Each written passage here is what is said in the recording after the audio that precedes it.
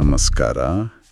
ಇವತ್ತು ನಾವು ಮಾತಾಡೋಕೆ ಹೊರಟಿರೋದು ಪ್ರಶಾಂತ ಅನ್ನೋ ಹೆಸರಿನ ಒಂದು ಆನೆಯ ಬಗ್ಗೆ. ಆದರೆ ಇದು ಕೇವಲ ಒಂದು ಪ್ರಾಣಿಯ ಕಥೆ ಅಲ್ಲ. ಖಂಡಿತ ಇಲ್ಲ. ಕಾಫಿ ತೋಟಗಳಲ್ಲಿ ಅಂದ್ರೆ ಆತಂಕ ಸೃಷ್ಟಿಸ್ತಿದ್ದ ಒಂದು ಕಾಡಾನೆ ಅರಣ್ಯ ಇಲಾಖೆಯ ಅತ್ಯಂತ ನಂಬಿಕಸ್ಥ ಕುಮ್ಕಿಯಾಗಿ ಬದಲಾದ ಒಂದು ರೂಪಾಂತರದ ಪಯಣ ಇದು. ಹೌದು. ನಾವು ಈ ಪಯಣದ ಆಳಕ್ಕಿಳಿದು ನೋಡೋಣ. ಈ ಕಥೆಯಲ್ಲಿ ಕೆಲವು ತುಂಬಾ ಇಂಟ್ರೆಸ್ಟಿಂಗ್ ಪ್ರಶ್ನೆಗಳಿವೆ. ಒಂದು ಕಾಲದ ರೌಡಿ ಆನೆ ಇದ್ದಾಗೆ. ಹೌದು ಹೌದು. ಅವನು ಇಲಾಖೆಯ ಅತ್ಯಂತ ಶಿಸ್ತಿನ ಸಿಪಾಯಿ ಆಗಿದ್ದ ಹೇಗೆ, ಅವನ ಜೀವನದ ಬೇರೆ ಬೇರೆ ತಿರುವುಗಳೇನು, ಮತ್ತು ಬಹುಶಃ ಎಲ್ಲರ ಮನಸ್ಸಿನಲ್ಲಿರುವ ಪ್ರಶ್ನೆ, ಜಗತ್ಪ್ರಸಿದ್ಧ ಮೈಸೂರು ದಸರಾ ಅಂಬಾರಿ ಹೊರಲು ಇವನಿಗೆ ತಾಕತ್ತಿದೆಯಾ? ಹೌದು. ಈ ಎಲ್ಲಾ ಪ್ರಶ್ನೆಗಳಿಗೆ ಉತ್ತರ ಹುಡುಕೋಕೆ ನಮ್ಮತ್ರ ಅಧಿಕೃತ ದಾಖಲೆಗಳಿವೆ. ಅರಣ್ಯ ಇಲಾಖೆಯ ರೆಕಾರ್ಡ್ಸ್. ಓ ಸರಿ. ಪ್ರಶಾಂತನನ್ನ ಸೆರೆ ಹಿಡಿದಾಗಿಂದ ಅವನ ಟ್ರೈನಿಂಗ್ ಹೇಗಾಯ್ತು, ಅವನನ್ನ ಯಾಕೆ ಬೇರೆ ಬೇರೆ ಕ್ಯಾಂಪ್ಗಳಿಗೆ ಕಳಿಸಿದ್ರು, ಮತ್ತೆ ಈಗ ಸದ್ಯಕ್ಕೆ ಅವನ ಜವಾಬ್ದಾರಿ ಏನು, ಹೀಗೆ ಪ್ರತಿಯೊಂದು ಡೀಟೇಲ್ ಕೂಡ ನಮ್ಮ ಹತ್ರ ಇದೆ. ಅದ್ಭುತ. ಸರಿ, ಹಾಗಾದ್ರೆ ಪ್ರಶಾಂತನ ಕಥೆಯ ಮೂಲಕ್ಕೆ ಹೋಗೋಣ. ನಮ್ಮ ದಾಖಲೆಗಳ ಪ್ರಕಾರ ಇವನು ಮೊದಲಿನಿಂದನೂ ಶಿಬಿರದಲ್ಲಿದ್ದ ಆನೆ ಅಲ್ಲ, ಅಲ್ವಾ? ಅಲ್ಲ, ಖಂಡಿತ ಅಲ್ಲ. ಅವನೊಬ್ಬ ಕಾಡಾನೆ. ಅವನನ್ನು ಎಲ್ಲಿ ಮತ್ತು ಯಾಕೆ ಸೆರೆ ಹಿಡಿಯಲಾಯಿತು? ಅದು ನಡೆದಿದ್ದು ಹಾಸನ ಜಿಲ್ಲೆಯ ಸಕಲೇಶ್ವರಪುರ ಭಾಗದಲ್ಲಿ, ಅಲ್ಲಿನ ಹಾನುಬಾಳು ಫಾರೆಸ್ಟ್ ರೇಂಜ್ನಲ್ಲಿ. ಸಕಲೇಶ್ವರ? ಹೌದು. ಅಲ್ಲಿರೋ ಕಾಫಿ ಎಸ್ಟೇಟ್ಗಳಿಗೆ ಈತ ನಿರಂತರವಾಗಿ ನುಗ್ಗಿ ತುಂಬಾ ಉಪಟಳ ಕೊಡ್ತಿದ್ದ. ಓ. ಬೆಳೆ ನಾಶ ಒಂದು ಕಡೆ ಆದ್ರೆ ಜನರಲ್ಲೂ ಒಂದು ರೀತಿ ಭಯ ಹುಟ್ಟಿಸಿಬಿಟ್ಟಿತ್ತು. ಇದು ಒಂದು ಕ್ಲಾಸಿಕ್ ಮನುಷ್ಯ ಪ್ರಾಣಿ ಸಂಘರ್ಷದ ಉದಾಹರಣೆ. ಹಾಗಾದ್ರೆ ಕೊನೆಗೆ ಇಲಾಖೆ ಆಕ್ಷನ್ ತಗೊಳ್ತು? ಹೌದು, ಕೊನೆಗೆ ಅವನನ್ನು ಸೆರೆ ಹಿಡಿಯಲೇಬೇಕು ಅಂತ ಇಲಾಖೆ ನಿರ್ಧಾರ ಮಾಡಿತು. ಅಂದ್ರೆ ಅವನು ಅಕ್ಷರಶಃ ಒಬ್ಬ ಸಮಸ್ಯೆಯಾಗಿದ್ದ ಆನೆ. ನಿಜ. ಇಂಥ ಹಿನ್ನೆಲೆಯಿಂದ ಬಂದ ಆನೆಯನ್ನ ಪಳಗಿಸಿ ಅದರಿಂದಲೇ ಬೇರೆ ಆನೆಗಳನ್ನು ಹಿಡಿಯೋ ಕೆಲಸ ಮಾಡಿಸೋದು, ಇದು ಎಷ್ಟು ಕಷ್ಟದ ಪ್ರಕ್ರಿಯೆ. ಖಂಡಿತವಾಗಿಯೂ ಕಷ್ಟ. ಆದ್ರೆ ಇಲ್ಲಿ ಒಂದು ಇಂಟ್ರೆಸ್ಟಿಂಗ್ ಪ್ಯಾರಾಡಾಕ್ಸ್ ಇದೆ. ಹೇಗೆ ನೋಡಿ, ಯಾವ ಪ್ರಾಣಿಯನ್ನ ಸಮಸ್ಯೆ ಅಂತ ಹೇಳಿ ಅದರ ಸ್ವಾತಂತ್ರ್ಯವನ್ನ ನಾವು ಕಿತ್ಕೊಳ್ತೀವೋ, ಅದೇ ಪ್ರಾಣಿಯ ಶಕ್ತಿ ಮತ್ತು ಬುದ್ಧಿವಂತಿಕೆಯನ್ನ ಬಳಸಿ ಅದೇ ಸಮಸ್ಯೆಯನ್ನ ಬಗೆಹರಿಸ್ತೀವಿ. ವಾವ್, ಇದು ನಿಜಕ್ಕೂ ಇಂಟ್ರೆಸ್ಟಿಂಗ್ ಪಾಯಿಂಟ್. ಇದು ಬರೀ ಪ್ರಶಾಂತನ ಕಥೆಯಲ್ಲ, ಇದು ಮನುಷ್ಯ ಪ್ರಾಣಿ ಸಂಘರ್ಷಣ ನಿರ್ವಹಣೆಯ ಒಂದು ಕಾಂಪ್ಲೆಕ್ಸ್ ಆದ್ರೂ ಪ್ರಾಕ್ಟಿಕಲ್ ಆಗಿ ಸಕ್ಸಸ್ಫುಲ್ ಆದ ಮಾಡೆಲ್. ಸರಿ, ಹಾಗಾದ್ರೆ ಸಕಲೇಶಪುರ ಕಾಡಿಂದ ಸೆರೆ ಹಿಡಿದ ನಂತರ ಅವನನ್ನು ಎಲ್ಲಿಗೆ ಕರ್ಕೊಂಡು ಬಂದ್ರು? ಅವನ ಈ ರೂಪಾಂತರದ ಕೇಂದ್ರ ಬಿಂದು ಯಾವುದು? ಅವನನ್ನು ನೇರವಾಗಿ ಕೊಡಗಿನ ದುಬಾರೆ ಆನೆ ಶಿಬಿರಕ್ಕೆ ತರಲಾಯಿತು. ದುಬಾರೆ? ಹೌದು. ದುಬಾರೆ ಕ್ಯಾಂಪ್ ಈ ಕೆಲಸಕ್ಕೆ ಬಹಳ ಫೇಮಸ್. ಕಾಡಿಂದ ಹಿಡಿದು ತಂದ ಆನೆಗಳಿಗೆ ಪಳಗಿಸಿ ತರಬೇತಿ ನೀಡೋ ಮೇನ್ ಸೆಂಟರ್ ಅದು. ಅಲ್ಲೇ ಪ್ರಶಾಂತನಿಗೆ ಒಬ್ಬ ಕುಮ್ಕಿ ಆನೆ ಆಗೋಕೆ ಬೇಕಾದ ಎಲ್ಲ ಟ್ರೈನಿಂಗ್ ಶುರುವಾಗಿತ್ತು. ಒಂದು ಕಾಡಾನೆಯನ್ನ ಪಳಗಿಸೋದು ಸುಲಭದ ಮಾತಲ್ಲ. ಇದರಲ್ಲಿ ಕೇವಲ ತರಬೇತಿ ಅಷ್ಟೇ ಅಲ್ಲ, ಆ ತರಬೇತಿ ನೀಡೋ ವ್ಯಕ್ತಿಯ ಪಾತ್ರ ಕೂಡ ಬಹಳ ಮುಖ್ಯ ಅಲ್ವಾ? ಖಂಡಿತ. ಪ್ರಶಾಂತನ ಜೀವನದಲ್ಲಿ ಅಂತಹ ಪ್ರಮುಖ ವ್ಯಕ್ತಿ ಯಾರು? ಆ ವ್ಯಕ್ತಿ ಮಾವುತ ಜೆ.ಎ. ಚಿನ್ನಪ್ಪ. ಚಿನ್ನಪ್ಪ? ಹೌದು. ಪ್ರಶಾಂತನನ್ನ ದುಬಾರೆಗೆ ತಂದ ಮೊದಲ ದಿನದಿಂದ ಹಿಡಿದು ಇವತ್ತಿನವರೆಗೂ ಚಿನ್ನಪ್ಪನವರೇ ಅವನ ಮಾವುತರು. ವಾವ್, ಇಷ್ಟು ವರ್ಷಗಳಿಂದ? ಹೌದು. ಅವ್ರ ಜೊತೆ ಕಾವಡಿಯಾಗಿ ಅಂದ್ರೆ ಅಸಿಸ್ಟೆಂಟ್ ಆಗಿ ಚಂದ್ರ ಅನ್ನೋರು ಕೆಲಸ ಮಾಡ್ತಿದ್ದಾರೆ. ಇವರಿಬ್ಬರ ಜೊತೆ ಪ್ರಶಾಂತನ ಬಾಂಡಿಂಗ್ ಇದೆಯಲ್ಲ, ಅದು ತುಂಬಾ ಗಟ್ಟಿಯಾಗಿದೆ. ಹಾಗಾದ್ರೆ ಈ ಆನೆ ಮತ್ತು ಮಾವುತನ ನಡುವಿನ ಸಂಬಂಧ ಅವನ ಸ್ವಭಾವದ ಮೇಲೆ ಪ್ರಭಾವ ಬೀರುತ್ತಾ? ಪ್ರಶಾಂತನ ಹೆಸರಿಗೆ ತಕ್ಕ ಹಾಗೆ ಅವನು ಶಾಂತ ಅಂತಾರಲ್ಲ, ಅದಕ್ಕೆ ಇದು ಒಂದು ಕಾರಣ ಇರಬಹುದಾ? 100ಕ್ಕೆ 100. ಆನೆ ಮತ್ತು ಮಾವುತರ ನಡುವಿನ ಬಾಂಧವ್ಯ ಎಷ್ಟು ಆಳವಾಗಿರುತ್ತೆ ಅನ್ನೋದಕ್ಕೆ ಈ ಜೋಡಿ ಒಂದು ಬೆಸ್ಟ್ ಎಕ್ಸಾಂಪಲ್. ಒಬ್ಬನೇ ಮಾವುತ ದೀರ್ಘಕಾಲ ಒಂದು ಆನೆಯನ್ನು ನೋಡಿಕೊಂಡಾಗ ಅವುಗಳ ನಡುವೆ ಒಂದು ಅದ್ಭುತವಾದ ನಂಬಿಕೆ, ಹೊಂದಾಣಿಕೆ ಬೆಳೆಯುತ್ತೆ. ಮಾವುತನ ಧ್ವನಿ, ಅವನ ಸ್ಪರ್ಶ, ಹೌದು ಹೌದು, ಅವನ ಆದೇಶಗಳಿಗೆ ಆನೆ ಸ್ಪಂದಿಸುವ ರೀತಿ ಸಂಪೂರ್ಣವಾಗಿ ಬದಲಾಗುತ್ತೆ. ಪ್ರಶಾಂತನ ಇವತ್ತಿನ ಶಾಂತ ಸ್ವಭಾವಕ್ಕೆ ಚಿನ್ನಪ್ಪನವರ ಜೊತೆಗೇನೆ ಈ ಲಾಂಗ್ ಟರ್ಮ್ ರಿಲೇಶನ್ಶಿಪ್ಪೇ ಬಹುಮುಖ್ಯ ಕಾರಣ. ಓಕೆ, ಹಾಗಾದ್ರೆ ದುಬಾರೆಯಲ್ಲಿ ಅವನ ತರಬೇತಿ ಮುಗಿತು. ಸಾಮಾನ್ಯವಾಗಿ ಇಂತಹ ಆನೆಗಳು ಅಲ್ಲೇ ಉಳಿದ್ಬಿಡುತ್ತವೆ. ಆದರೆ ಪ್ರಶಾಂತನ ಕಥೆಯಲ್ಲಿ ಒಂದು ಟ್ವಿಸ್ಟ್ ಇದೆ ಅಲ್ವಾ? ಹೌದು. ಅವನನ್ನು ಬೇರೆ ಬೇರೆ ಕಡೆಗೆ ಕಳಿಸಲಾಯಿತು ಅಂತ ದಾಖಲೆಗಳು ಹೇಳುತ್ತವೆ. ಯಾಕೆ ಹಾಗಾಯಿತು? ಹೌದು, ಅವನದ್ದು ಒಂದೇ ಕಡೆ ನೆಲೆ ನಿಂತ ಪಯಣವಲ್ಲ.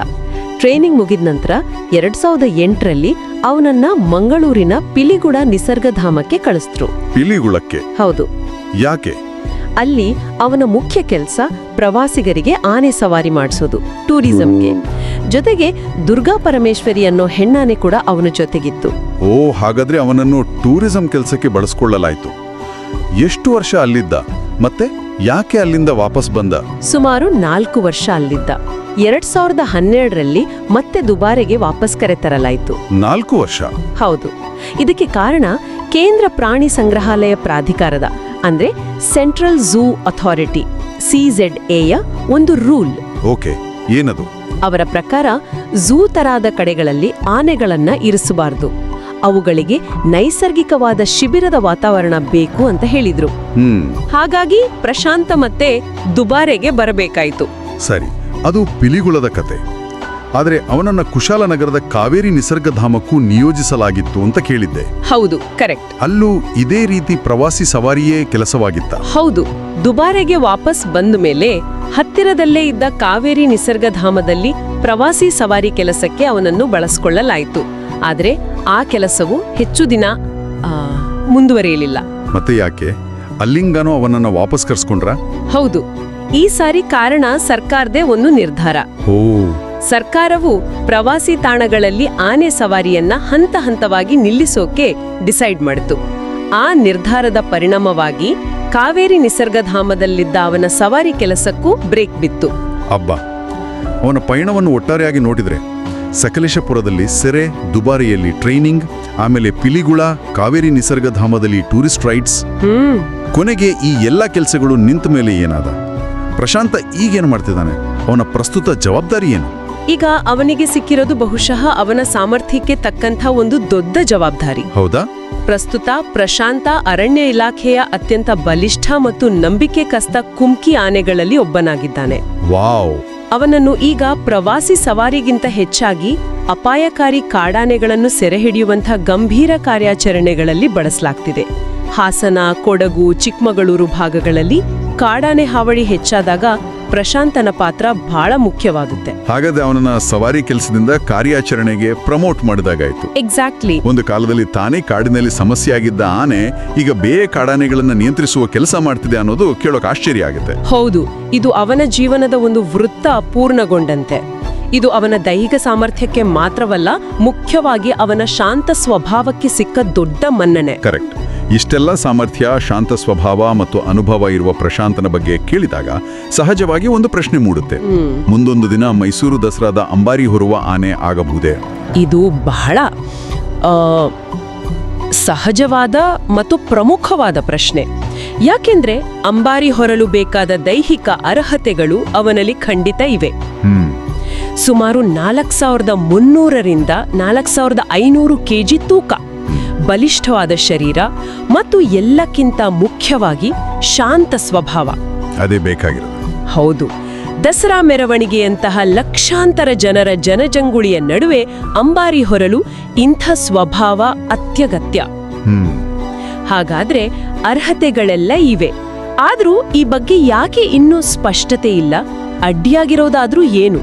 ಅಡ್ಡಿ ಅನ್ನೋದಕ್ಕಿಂತ ಅದೊಂದು ದೊಡ್ಡ ಸ್ಪರ್ಧೆ ಅಂತ ಹೇಳಬಹುದು. ಓ, ಕಾಂಪಿಟಿಷನ್. ಹೌದು. ಈಗಾಗಲೇ ಅಭಿಮನ್ಯು ಬಹಳ ಯಶಸ್ವಿಯಾಗಿ ಅಂಬಾರಿ ಹೊರುತ್ತಿದ್ದಾನೆ. ಅವನ ನಂತರ ಯಾರು ಅನ್ನೋ ಪ್ರಶ್ನೆಗೆ ಉತ್ತರವಾಗಿ ಅರಣ್ಯ ಇಲಾಖೆ ಈಗಾಗಲೇ ಕೆಲವು ಆನೆಗಳನ್ನು ಸಿದ್ಧಪಡಿಸ್ತಿದೆ. ಹಾಗಾದ್ರೆ ಈ ರೇಸ್ನಲ್ಲಿರುವ ಇತರ ಆನೆಗಳು ಯಾರು? ಪ್ರಶಾಂತನಿಗೆ ಸ್ಪರ್ಧೆ ಯಾರಿಂದ? ಈ ರೇಸ್ನಲ್ಲಿ ಸದ್ಯಕ್ಕೆ 3 ಹೆಸರುಗಳು ಮುಂಚೂಣಿಯಲ್ಲಿವೆ. ಮೊದಲನೆಯದಾಗಿ ಧನಂಜಯ. ಹೌದು. ಇತ್ತೀಚಿನ ವರ್ಷಗಳಲ್ಲಿ ಅರಣ್ಯ ಇಲಾಖೆ ಧನಂಜಯನನ್ನು ಅಭಿಮನ್ಯುವಿನ ಉತ್ತರಾಧಿಕಾರಿಯಂತೆ ಕೊಡ್ತಿದೆ. ಅವನಿಗೆ ಸ್ಪೆಷಲ್ ಟ್ರೈನಿಂಗ್ ಕೂಡ ಕೊಡ್ತಿದೆ. ಸರಿ, ಎಲ್ಲಾಗುತ್ತಿದೆ. ಇವರ ಜೊತೆಗೆ ಮಹೇಂದ್ರ ಕೂಡ ಬಲಿಷ್ಠನಾಗಿದ್ದು ಫ್ಯೂಚರ್ ಅಂಬಾರಿ ಆನೆಯ ರೇಸ್ನಲ್ಲಿದ್ದಾನೆ. ಹಾಗಾದ್ರೆ ಪ್ರಶಾಂತನಿಗೆ ಇರುವ ಅವಕಾಶಗಳೇನು ಮತ್ತು ಸವಾಲುಗಳೇನು? ಅವನಿಗೆ ದಸರಾ ಎಕ್ಸ್ಪೀರಿಯನ್ಸ್ ಇದೆಯಾ? ಅವನಿಗೆ ಇರೋ ದೊಡ್ಡ ಪ್ಲಸ್ ಪಾಯಿಂಟ್ ಅಂದ್ರೆ ಅವರು ಈಗಾಗಲೇ ದಸರಾದಲ್ಲಿ ಭಾಗವಹಿಸಿದ್ದಾನೆ. ಓ, ಹೌದಾ? ಹೌದು. ಮೆರವಣಿಗೆಯ ವಾತಾವರಣ ಅವನಿಗೆ ಹೊಸದಲ್ಲ. ಆದರೆ ಒಂದು ದೊಡ್ಡ ಸವಾಲು ಕೂಡ ಇದೆ. ಏನದು? ಅವನು ಹೆಚ್ಚಿನ ಸಮಯವನ್ನು ಹಾಸನ ಮತ್ತು ಇತರ ಭಾಗಗಳಲ್ಲಿ ಕಾಡಾನೆ ಸೆರೆ ಹಿಡಿಯುವ ಆಪರೇಷನ್ಗಳಲ್ಲೇ ಕಳೆಯುತ್ತಿದ್ದಾನೆ. ಇದರಿಂದಾಗಿ ಅಂಬಾರಿ ಹೊರಲು ಬೇಕಾದ ನಿರಂತರ ಮತ್ತು ವಿಶೇಷ ತಾಲೀಮಿಗೆ ಸಂಪೂರ್ಣವಾಗಿ ತೊಡಗಿಸಿಕೊಳ್ಳಲು ಅವನಿಗೆ ಸಾಧ್ಯವಾಗದಿರಬಹುದು. ಅಂದ್ರೆ ಅವನ ಮುಖ್ಯ ಕೆಲಸವೇ ಅವನಿಗೆ ಅಂಬಾರಿ ತಾಲೀಮಿನಿಂದ ದೂರ ಇಡ್ತಿದ್ಯಾ? ಒಂದು ರೀತಿ ಹೌದು. ಅರಣ್ಯ ಇಲಾಖೆ ಒಬ್ಬ ಆನೆಯನ್ನ ಅಂಬಾರಿಗೆ ಫೈನಲ್ ಮಾಡೋ ಮೊದಲು ಹಲವು ವರ್ಷಗಳ ಕಾಲ ಮರದ ಅಂಬಾರಿ ಹೊರಿಸಿ, ತೂಕ ಹೊರಿಸಿ, ಲಕ್ಷಾಂತರ ಜನರ ನಡುವೆ ನಡೆಯುವ ತಾಲೀಮು ನೀಡುತ್ತೆ. ಸದ್ಯಕ್ಕೆ ಇಲಾಖೆ ಧನಂಜಯ ಮತ್ತು ಭೀಮನಿಗೆ ಆ ನಿಟ್ಟಿನಲ್ಲಿ ಹೆಚ್ಚಿನ ಆದ್ಯತೆ ನೀಡ್ತಿರೋ ಹಾಗೆ ಕಾಣಿಸ್ತಿದೆ. ಸರಿ. ಹಾಗಾಗಿ ಪ್ರಶಾಂತನಿಗೆ ಅಂಬಾರಿ ಹೊರುವ ಎಲ್ಲಾ ದೈಹಿಕ ಅರ್ಹತೆಗಳಿದ್ರೂ ಇಲಾಖೆ ಅವನನ್ನು ಕಾರ್ಯಾಚರಣೆಗಳಿಗೆ ಹೆಚ್ಚು ಸೂಕ್ತ ಅಂತ ಭಾವಿಸಿದ್ರೆ ಅವನು ಕುಮ್ಕಿಯಾಗಿಯೇ ಮುಂದುವರಿಯುವ ಸಾಧ್ಯತೆ ಹೆಚ್ಚು. ಅಂತಿಮ ನಿರ್ಧಾರ ಇಲಾಖೆಯದ್ದಾಗಿರುತ್ತೆ. ಖಂಡಿತ.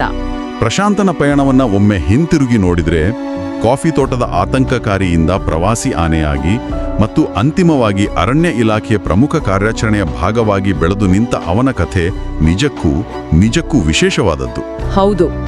ಅವನ ಜೀವನದ ಪ್ರತಿಯೊಂದು ಹಂತವೂ ಒಂದು ದೊಡ್ಡ ರೂಪಾಂತರದ ಕಥೆಯನ್ನೇ ಹೇಳುತ್ತೆ. ಹೌದು. ಅವನ ಜೀವನವು ಮನುಷ್ಯ ಮತ್ತು ಪ್ರಾಣಿಗಳ ನಡುವಿನ ಸಂಕೀರ್ಣ ಸಂಬಂಧವನ್ನ ಬಹಳ ಸ್ಪಷ್ಟವಾಗಿ ತೋರಿಸುತ್ತೆ. ಈ ಸಂಬಂಧ ಆ ಸಂಘರ್ಷದಿಂದ ಆರಂಭವಾಗಿ ನಂತರ ಸಹಕಾರ ಮತ್ತು ಸಹಬಾಳ್ವೆಯ ಕಡೆಗೆ ಸಾಗುತ್ತೆ. ಒಂದು ಕಾಲದಲ್ಲಿ ಶತ್ರು ಅಥವಾ ಸಮಸ್ಯೆಯಾಗಿದ್ದವನು ಮಿತ್ರ ಮತ್ತು ಪರಿಹಾರವಾಗುವ ಒಂದು ಅದ್ಭುತ ರೂಪಾಂತರದ ಕಥೆ ಇದು. ಹಾಗಾದ್ರೆ ಈ ಚರ್ಚೆಯ ಕೊನೆಯಲ್ಲಿ ಕೇಳುಗರಿಗೆ ಒಂದು ಚಿಂತನೆಯಾಗಿ ಪ್ರಶ್ನೆಯನ್ನ ಬಿಡೋಣ. ಖಂಡಿತ. ಒಂದು ಪ್ರಾಣಿಯ ಕಾಡು ಸ್ವಭಾವವನ್ನು ಬದಲಿಸಿ ಮನುಷ್ಯರ ಜಗತ್ತಿನಲ್ಲಿ ಅದಕ್ಕೆ ಒಂದು ಕೆಲಸ ಅಥವಾ ಜವಾಬ್ದಾರಿ ನೀಡುವುದರ ಬಗ್ಗೆ ನಾವು ಹೇಗೆ ಯೋಚಿಸಬಹುದು? ಇದು ಆ ಪ್ರಾಣಿಯ ಒಳಿತಿಗಾಗಿ ಕೈಗೊಂಡ ಕ್ರಮವೇ ಅಥವಾ ಮನುಷ್ಯನ ಅಗತ್ಯಕ್ಕಾಗಿ ಮಾಡಿಕೊಂಡ ಒಂದು ಹೊಂದಾಣಿಕೆಯೇ?